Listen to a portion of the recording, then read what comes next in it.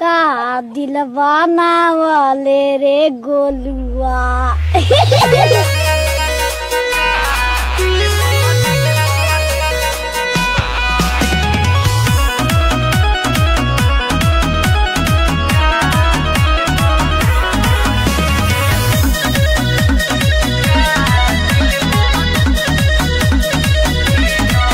हमसे धोखा देहू पहले बहरिया ते कातिल बनवले रे पूजावा पहले दुनिया ते हमरो अन्हार ते कातिल बनवले रे छिनरी ते कातिल बनवले रे भोसड़ी।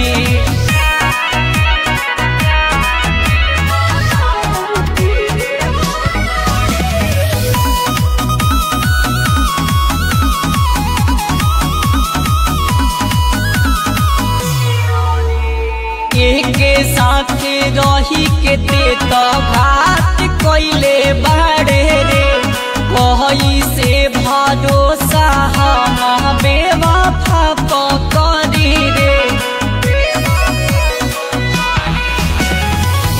के साथ रही के ते तो घात कोइले बाड़े रे कही से भरोसा हमारा धावा पकड़ी रे।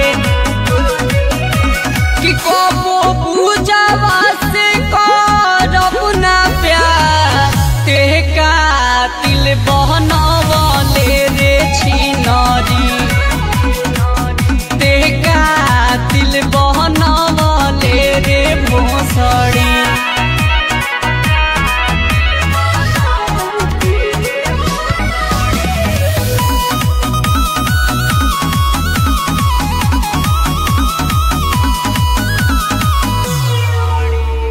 पैसा के चक्कर में ते भूल गईले प्यारी रे आपन समझ के तोहके गलती कईनी भारी रे।